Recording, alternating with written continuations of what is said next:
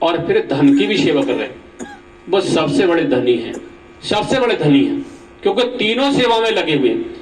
पर जो है स्वामी जी महाराज कहते हैं किसी भाई के पास धन नहीं है तो संत किसी के धन का भूखा नहीं है, परमात्मा किसी के पैसे का भूखा नहीं है। अगर पैसे का भूखा होता तो पूज भैया जी महाराज के पास ऐसे ऐसे सेठ लोग आए, उन्होंने कहा भैया जी आप केवल हुक्म करो, हम आपको जो है अलग अलग आश्रम बना देंगे, कितना भी रुपया वहां लगे, 1 करोड़ 10 करोड़ सारा पैसा हम लगाएंगे, आप उस आश्रम में रहिए, अपना आश्रम बना करके रहिए।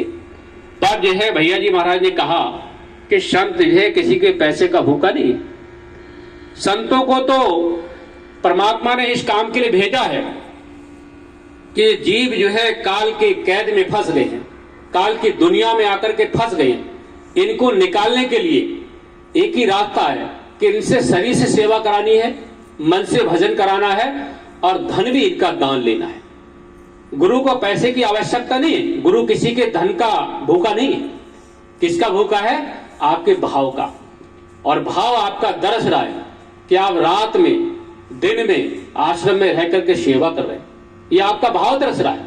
माता शबरी का जिक्र आता है, माता शबरी के पास कोई पैसा थोड़ी था, उनके पास पैसा नहीं था, वो तो बेचारी गरीब व्यक्ति थी, आश्रम में रहती थी, अपने गुरु के आश्रम में रहती थी, जैसे आप लोग रह रहे हो ऐसे गुरु के आश्रम में रहती थी। मतंग मुनि उनके गुरु थे, तो उनके लिए जो है उनका भाव जब उनके गुरु ने देखा, जब उनका भाव उनके गुरु मतंग मुनि ने देखा तो मतंग मुनि कहने लगे कि शबरी एक थी सवरी भगतन नोए छाबर करके तन मन, एक थी सवरी भगतन नोए छाबर करके तन मन, मतंग मुनि के संग में करती थी वो कीर्तन, बागों से चुन चुन कर लाती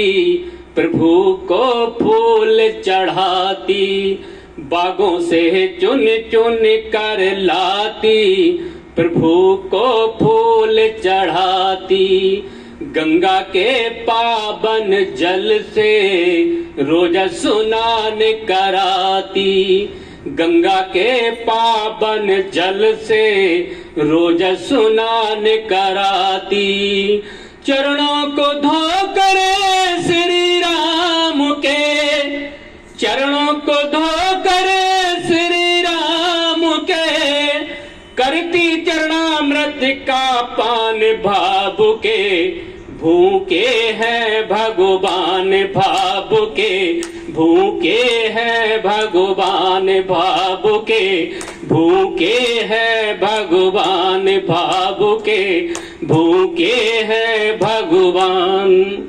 भाव नहीं तो कुछ भी नहीं, भाव नहीं तो कुछ भी नहीं, चाहे लाखी करो गुणगान भाव के, भूखे हैं भगवान भाव के, भूखे हैं भगवान भाव के, भूखे हैं भगवान।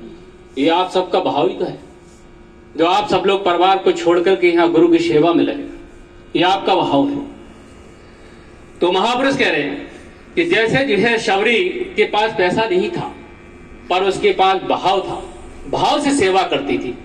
हमारे बहुत सारे भाई यहाँ पर ऐसी भी सेवा कर रहे हैं, ऐसी भी सेवा कर रहे हैं कि यहाँ पर कौन क्या कर रहा है और यहाँ से फोन कर रहे हैं हम किसको, जो हमारे आश्रम को हड़पना चाहते हैं। वो इस बात को भूल चुके कि ये संपत्ति आपकी नहीं, ये संगत की है।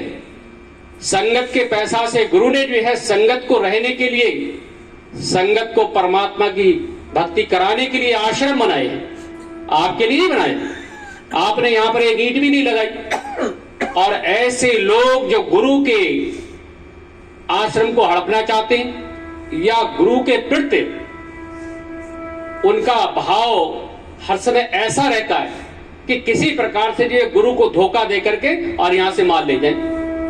ऐसे भी सेवादार रहते थे और अभी भी कुछ होंगे, मैं जानता नहीं, पर परमात्मा तो जानता है सभी को। है? परमात्मा तो सभी को जानता है, पर ऐसे लोगों